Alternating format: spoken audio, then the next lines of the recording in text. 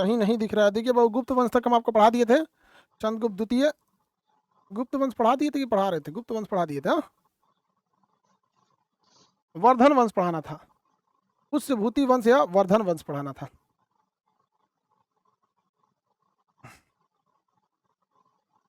हमको वर्धन वंश तक पढ़ा दिए थे। चलिए ध्यान दो इधर। सबसे पहले क्या आता है भैया? सबसे पहले आता है पाषाण काल। पाषाण काल आएगा। पाषाण काल के बाद कौन सा काल आएगा? पाषाण काल के बाद कौन सा काल आएगा बाबू? पाषाण काल के बाद सिंधु सभ्यता आएगा। सिंधु सभ्यता के बाद कौन सा काल आएगा? वैदिक काल आएगा। वैदिक काल के बाद कौन सा आएगा? महाजनपद आएगा।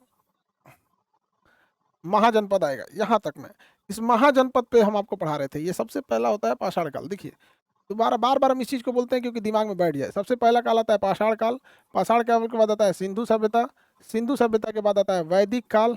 वैदिक काल के बाद आता है महाजनपद। महाजनपद। महाजनपद। महाजनपद में सबसे बड़ा कितने महाजनपद थे? 16 महाजनपद थे। सबसे बड़ा कौन था इसमें? मगध था। इसके बाद ISPK। ISPK, ये कुषाण के जो सामंत थे वो कौन थे? गुप्त थे। और गुप्त के सामंत थे वर्धन। तो हम गुप्ता काल पढ़ा दिए थे, आज आपको वर्धन वंश पढ़ाना है। गुप्ता काल पढ़ा दिए थे, वर्धन वंश पढ़ाना है। वर्धन वंश पढ़ाना है। इतने दिन छुट्टी कैसे हो गई थी? हाँ बाबू, इतने दिन के लिए गैप हो गया था लंबा। एक तो इधर टीचर्स डे था, टीचर्स डे हो गया था। उसके बाद इतना एक आध बार छुट्टी इसलिए हो गया कि हमको हॉस्पिटल की कुछ ज़रूरी मशीनों को खरीदने के लिए दिल्ली जाना पड़ गया। पटना में तो सुविधाएं उतनी नहीं हैं, तो दिल्ली जाना पड़ गया, दिल्ली। और चूंकि ये मशीनें हर डिस्ट्रिक्ट में लगेंगी, इसलिए एक बार अगर गलत खरीदारी हो गया तो फिर बहुत भुगतना पड़ेगा, बहुत भुगतना पड़ेगा। क्योंकि ये बड़ा टेक्निकल चीज़ें होती हैं, समझ में आता नहीं है। जैसे एक्सरे मशीन, तो हम लोग को एक्सरे मशीन चाहिए, 1 सेकंड में एक्सरे कर दे, 2 सेकंड में, 2 से 3 सेकंड में प्रिंट आउट दे दे। क्योंकि ज़्यादा लोग आएंगे, पता चला ये को देने में वो लगा देगा आधा घंटा, फिर बैठो तो रिपोर्ट आएगा तो अगले दिन आना ही हो जाएगा, तब तो हो गया काम। यही चक्कर में थोड़ा सा क्या हो गया, क्लास बंद करने वाली। ठीक है,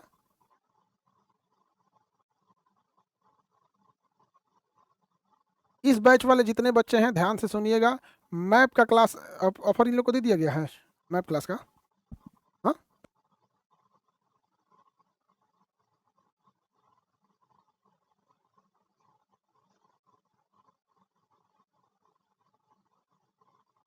चलिए तो हम लोग देखते हैं अब आगे। आप लोग जिनको मैप लेना है, इसमें 99 में मैप ले लीजिएगा। आप लोग बोले थे तो टीचर्स डे के दिन ऑफर दे दिए थे। 99 कर दिए थे, अभी एक दिन और रहेगा।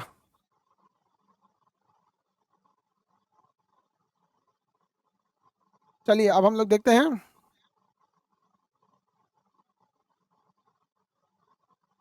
हम देखते हैं गुप्त वंश। गुप्त वंश में आपको पढ़ा रहे थे, संस्थापक थे चंद्रगुप्त प्रथम। गुप्त वंश के संस्थापक थे चंद्रगुप्त प्रथम। ये सब पढ़ा दिए थे। आज आपको पढ़ाना है वर्धन वंश।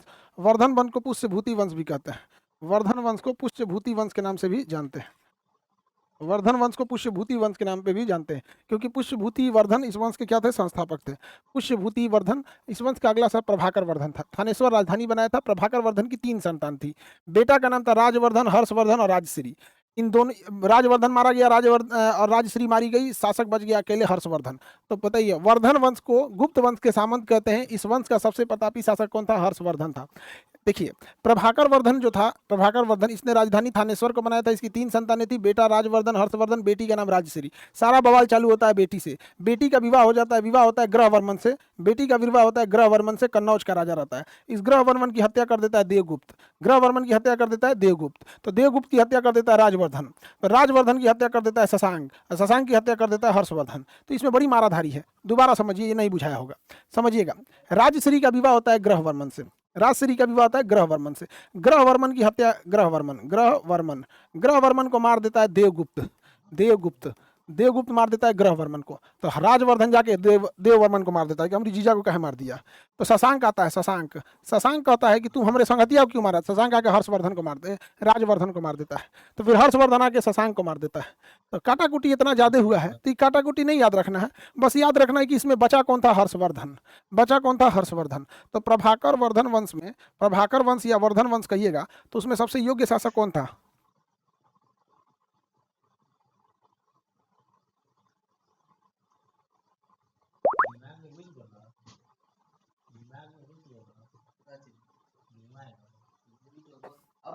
क्या देखा कोई केबीसी जीता है क्या इसमें? मेरा खगड़िया में केबीसी का जीता हुआ लड़का है। चलिए अब ध्यान से, अब देखो ध्यान से, गर्म पानी पीना पड़ता है नहीं तो सोच रहा गला बच जाएगा। उस समय देखा तो गला कितना खराब हो गया था, अभी सही हो गया। हर्षवर्धन तो समझ में आ गया आप लोगों को। बताइए वर्धन वंश में सबसे योग्य कौन था? वर्धन वंश में सबसे योग्य था, सॉरी, वर्धन वंश में सबसे योग्य था हर्षवर्धन।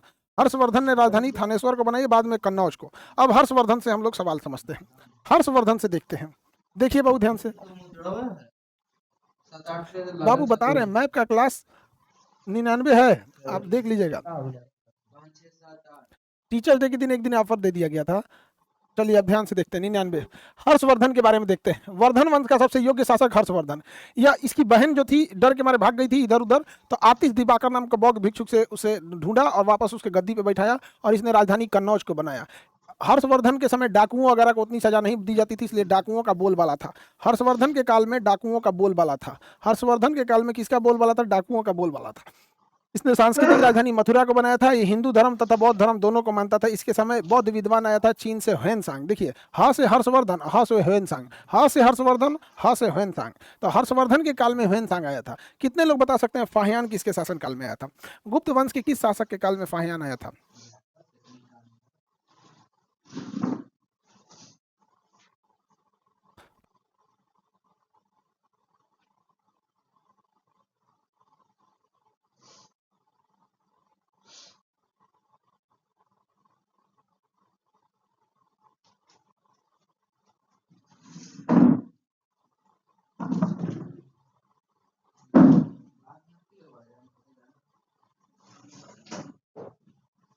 समुद्रगुप्त नहीं था, चंद्रगुप्त द्वितीय के समय आया था। चंद्रगुप्त द्वितीय, वेरी गुड। स्नेहा कुमारी चंद्रगुप्त द्वितीय के समय आया था, वेरी गुड। स्नेहा कुमारी चंद्रगुप्त द्वितीय के दरबार में ह्वेनसांग आया था। कौन सा आया था? ह्वेनसांग आया था। इसके दरबारी कवि का नाम था वाण भट्ट।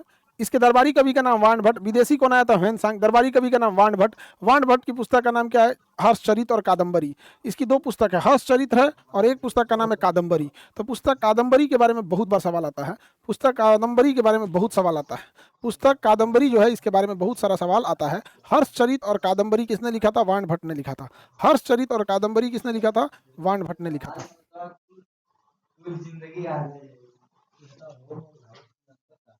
आगे बढ़े।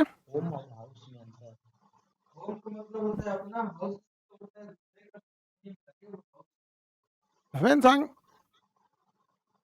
जूम कर दे इसको। इसके समय देखिए ध्यान से, अब आगे समझते लगा। ह्वेनसांग रहते थे, चीनी विद्वान आए थे ह्वेनसांग इसके दरबार में रहते थे। वाण भट्ट, वाण भट्ट की पुस्तक का नाम है हर्षचरित और एक दूसरी पुस्तक का नाम है कादम्बरी। इसके समय बौद्ध सम्मेलन हुआ था कन्नौज में।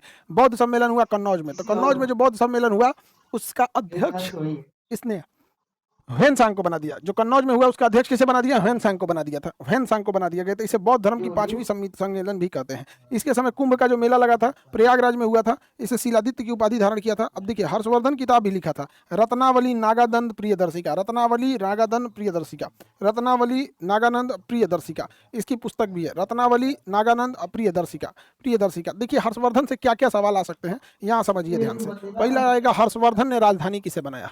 हर्षवर्धन, हर्षवर्धन ने राजधानी किसे बनाया? तो पहला राजधानी से आएगा सवाल, तो कन्नौज को बनाया था। ठीक है, कन्नौज। इसके समय किसका बोलबाला था? तो डाकू का बोलबाला हुआ करता था। दूसरा, इसके समय 5वीं बौद्ध संगीति हुई थी जिसे बौद्ध सम्मेलन कहते हैं। कहाँ हुआ था? कन्नौज में हुआ था। अध्यक्ष किसे बनाया था? ह्वेनसांग को बनाया था। ह्वेनसांग को बनाया था। अब देखते हैं विदेशी कौन आया था इसके दरबार में? ह्वेनसांग।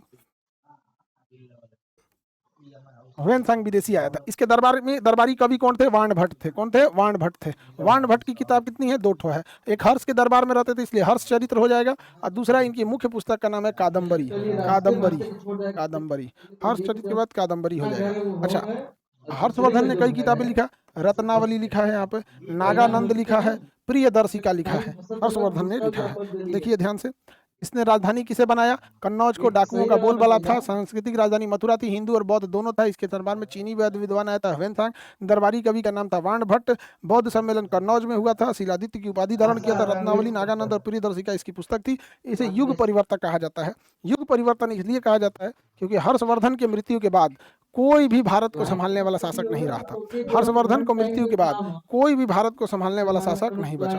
हर्षवर्धन की मृत्यु के बाद भारत को संभालने वाला कोई भी शासक नहीं बचा। हर्षवर्धन की मृत्यु के बाद भारत को संभालने वाला कोई भी शासक नहीं बचा। इसलिए हर्षवर्धन को युग परिवर्तन कहा जाता है कि इसके बाद एक युग परिवर्तित हो गया और कोई भी भारत को बचाने वाला शासक नहीं बचा। कोई भी शासक भारत को बचाने वाला शासक नहीं बचा। अंतिम महान शासक हर्षवर्धन। अंतिम महान शासक हर्षवर्धन। देखिए गुप्ता काल पढ़ा दिए, अब भी से वर्धन वंश, भी से वर्धन वंश, वर्धन वंश पढ़ा दिए। अब आपको हम कहीं से सवाल पूछेंगे तो आपको बताना होगा। रेडी हैं आप लोग? धुंधला धुंधला दिख रहा है, अभी सही दिखेगा। डाउनलोड ऑप्शन दे दीजिए। देखिए बाबू, इंडिया का सर्वर ना होने के कारण डाउनलोड ऑप्शन देने पे वो हम लोगों से चार्ज करता है। वो हम लोगों से क्या करता है? चार्ज करता है।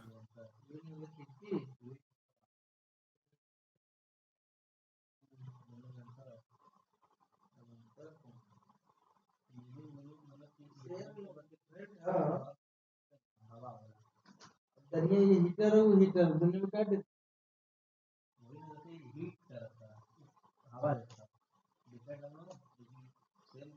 ये स्पीकर में क्या है?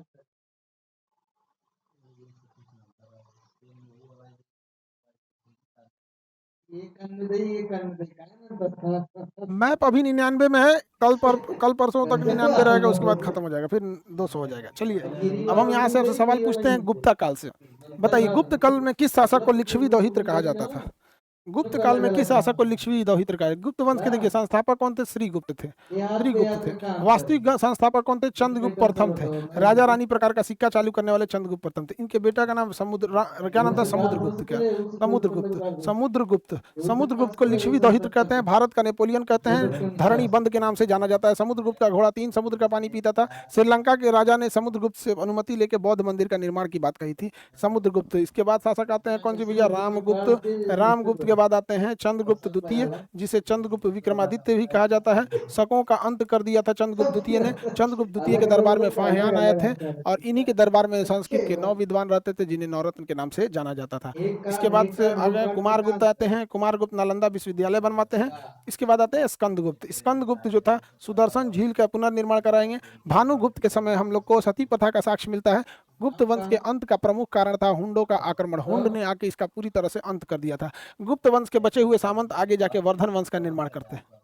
गुप्त काल हो गया, वर्धन वंश हो गया। वर्धन वंश में सबसे प्रतापी शासक हर्षवर्धन। हर्षवर्धन की मृत्यु को युग परिवर्तन का काल कहा जाता है। हर्षवर्धन की मृत्यु को युग परिवर्तन का काल कहा जाता है।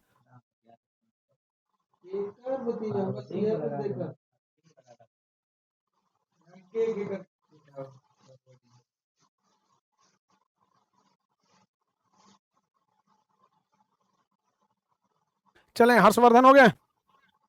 हर्षवर्धन समाप्त हो गया। हर्षवर्धन के बाद हमें दक्षिण भारत पढ़ना होता है। हर्षवर्धन के बाद हमें क्या पढ़ना होता है? दक्षिण भारत। तो देखिए हम यहाँ आपको प्राचीन इतिहास बताएं, इसके बाद हो जाता है दक्षिण भारत। दक्षिण भारत, और दक्षिण भारत जैसे खत्म कीजिएगा मध्यकालीन भारत आ जाता है। तो प्राचीन इतिहास में इतना ही पढ़ना रहता है। दक्षिण भारत जैसे खत्म करेंगे मध्यकालीन भारत आ जाएगा।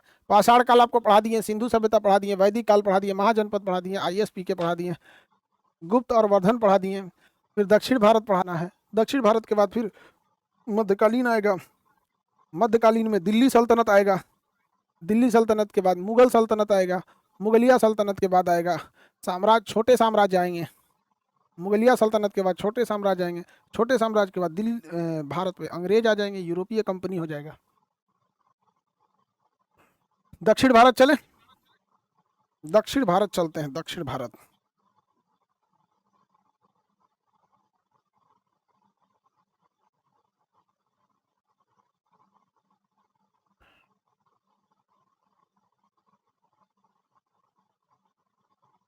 दक्षिण भारत में देखते हैं।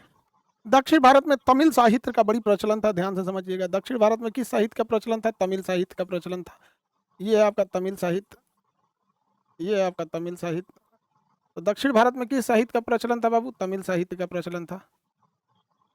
दक्षिण भारत में तमिल साहित्य का प्रचलन था और तमिल साहित्य के और विकास के लिए, उस समय साइंस वगैरह तो होता नहीं था, लिटरेचर होता था, तमिल साहित्य के और विकास के लिए बड़े बड़े सम्मेलन बुलाया गया जिसे संगम कहा गया। संगम टोटल 3 संगम हुए, तमिल भाषा को लेकर हुए, पांड्य राजाओं ने इन संगम को बुलाया था। टोटल बताइए संगम काल में कितने संगम हुए? 3 संगम हुए टोटल। कहाँ? तीनों संगम तमिलनाडु में हुए। किन राजाओं ने बुलाया था? पांड्य राजाओं ने बुलाया था। चलिए तो देखते हैं लोग पहला संगम कब हुआ था। तो पहला संगम हुआ था दक्षिणी मदुरा में। पहला संगम हुआ था दक्षिणी मदुरा में। ये कब हुआ था? तो पहली सदी से लेकर 250 ईस्वी तक में ये संगम हुआ था। फिक्स डेट नहीं आता है बट इतना ही आता है। तो जो पहला संगम हुआ था वो दक्षिणी मदुरा में हुआ था। अब ये जगह डूब चुका है। भारत और श्रीलंका के बीच में था, अभी वो जगह नहीं है। ग्लोबल वार्मिंग और बहुत सारे कारणों की वजह से वो जगह डूब चुका है। तो पहला संगम जो हुआ था वो दक्षिणी मदुरा में हुआ था और इसके अध्यक्ष थे अगस्त ऋषि। इसके अध्यक्ष कौन थे? अगस्त ऋषि। तो देखिए पहला संगम जो हुआ वो कहाँ हुआ? दक्षिणी मदुरा में। दक्षिणी मदुरा में। इसके अध्यक्ष कौन थे? अगस्त ऋषि। इसके अध्यक्ष थे अगस्त ऋषि। दूसरा संगम जो होता है वो कपाटपुरम में होता है और इसके अध्यक्ष होते हैं तोलकापियम। इसके अध्यक्ष कौन होते हैं? तोलकापियर। इसके अध्यक्ष तोलकापियर। तो ये हो गया आपका कपाटपुरम में, इसके अध्यक्ष हो गए तोलकापियर। और तीसरा संगम होता है उत्तरी मदुरा में जिसके अध्यक्ष होते हैं नकियर। इसके अध्यक्ष होते हैं नकियर। इसके अध्यक्ष कौन होते हैं? नकियर। तो देखिए ध्यान से, यहाँ तीनों संगम में आपसे एक एक सवाल पूछता है, बहुत नॉर्मल सा सवाल पूछता है, आपको बता सकते हैं आप लोग यहाँ पर। दक्षिणी मदुरा में पहला संगम हुआ, अध्यक्ष थे अगस्त ऋषि। कपाटपुरम में दूसरा संगम हुआ जिसके अध्यक्ष थे तोलकापियर। और उत्तरी मदुरा में जिसे मदुरई कहते हैं, इसके अध्यक्ष थे नक्कियर। इसके अध्यक्ष थे नक्कियर थे। तो हम इसे उत्तरी मदुरा कह सकते हैं, उत्तरी मदुरा कह सकते हैं नक्कियर में। इसके थे नक्कियर। तो देखिए टोटल कितने संगम हुए? 3 संगम हुए हैं। पहला दूसरा तीसरा, पहला दूसरा तीसरा, पहला दूसरा तीसरा। पहला दक्षिणी मदुरा कपाटपुरम उत्तरी मदुरा, दक्षिणी मदुरा कपाटपुरम उत्तरी मदुरा, दक्षिणी मदुरा कपाटपुरम उत्तरी मदुरा। दक्षिणी मदुरा के अध्यक्ष कौन थे? उस दक्षिणी मदुरा में जो पहला संगम हुआ था उसके अध्यक्ष अगस्त ऋषि। कपाटपुरम में तोलकापियम, उत्तरी मदुरा में नक्कियर। उत्तरी मदुरा में नक्कियर। टोटल कितने संगम हुए? 3 संगम हुए। किस भाषा में थे? तमिल भाषा में थे। किस भाषा में? तमिल भाषा में। किस भाषा में? तमिल भाषा में थे। इतना कमेंट मत करो आप लोग, बाबू लोग। अगस्त ऋषि, तोलकापियम, तोकला नहीं, तोलकापियम और नक्कियर।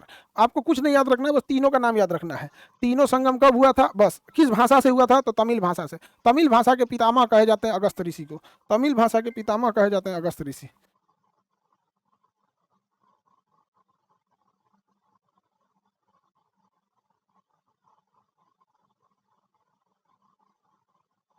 तमिल भाषा के पितामह कहे जाते हैं अगस्त ऋषि।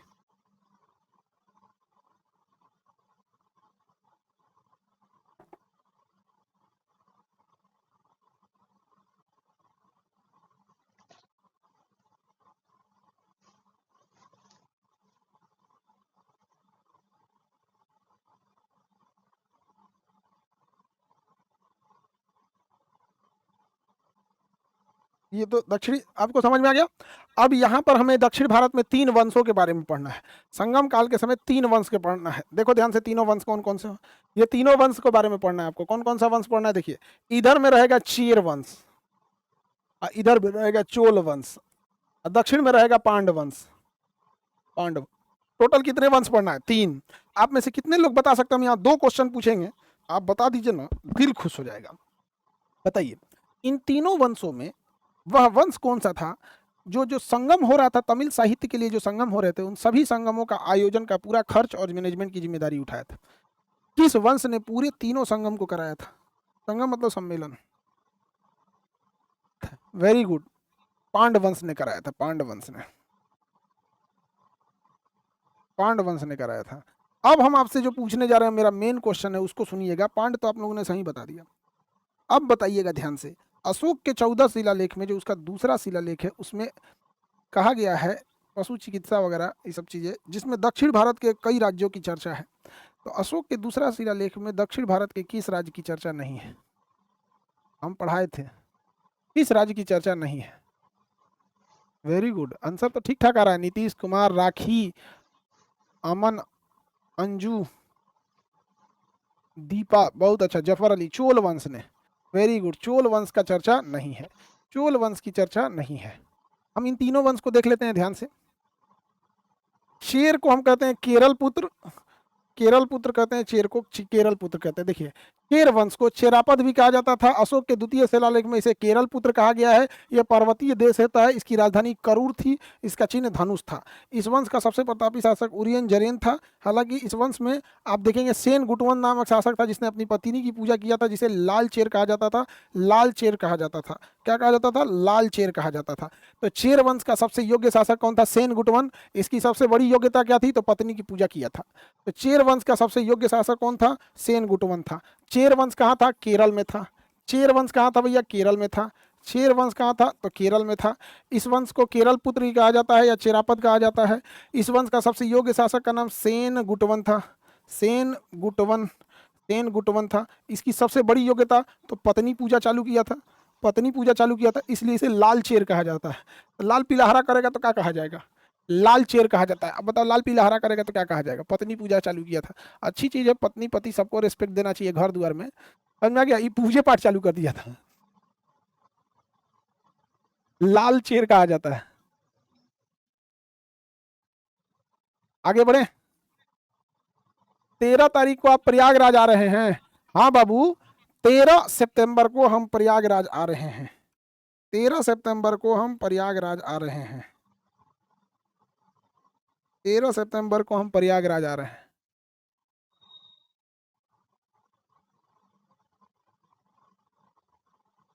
चलिए हम लोग देखते हैं अब लाल चेर को।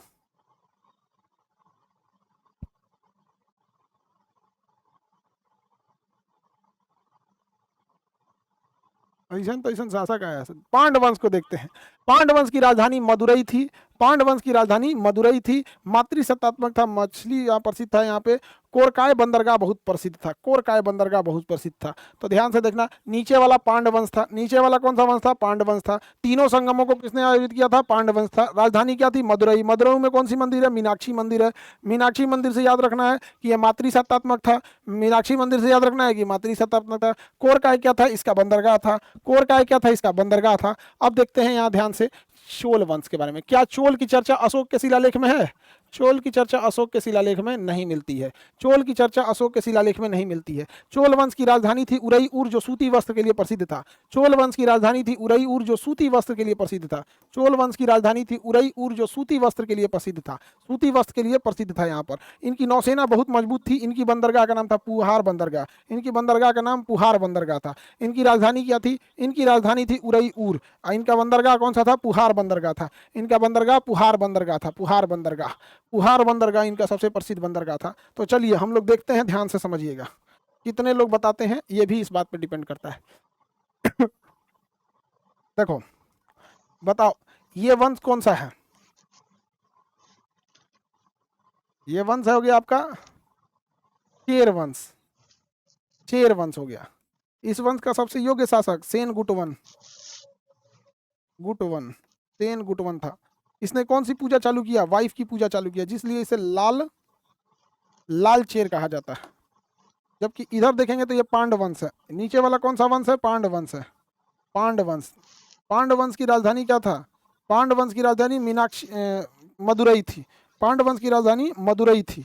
पांडवंश की राजधानी मदुरई थी। मदुरई थी। मीनाक्षी मंदिर कहाँ है? मदुरई में। मातृसत्तात्मक था। इधर देखेंगे तो चोल वंश था। इन सब में सबसे मजबूत कौन सा था? चोल वंश। इन सब में सबसे मजबूत कौन था? चोल वंश था। सबसे मजबूत नौसेना चोल वंश की। इनकी राजधानी उरईउर। किस चीज के लिए उरईउर प्रसिद्ध था? सूती वस्त्र के लिए प्रसिद्ध था। सूती वस्त्र के लिए प्रसिद्ध था। किस चीज के लिए प्रसिद्ध था? सूती वस्त्र के लिए प्रसिद्ध था। समझ आ गया?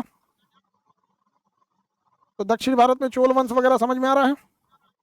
दक्षिण भारत में चोल वंश वगैरह समझ में आ रहा है? उसके बाद वाकाटक वंश वगैरह आता है। ये लोग कोई खास वंश नहीं थे। फिर चालुक्य, प्रतापी, वेंगी, कल्याणी, ये सब आते हैं लोग चोल वंश में। उसके बाद से फिर हम लोग को देख लेना है मोहम्मद बिन तुगलक वगैरह के बारे में। परसों हम लोग आ जाएंगे, एंशियंट हिस्ट्री खत्म कर देंगे। परसों हम लोग एंशियंट हिस्ट्री खत्म कर देंगे। ठीक है, आज इतना ही रहने देते हैं। परसों हम मुस्लिम आक्रमणकारी समझ जाएंगे। अभी आपने संगम काल देख लिए। अभी आप क्या देखें? संगम काल। संगम काल को रिवीजन करेंगे।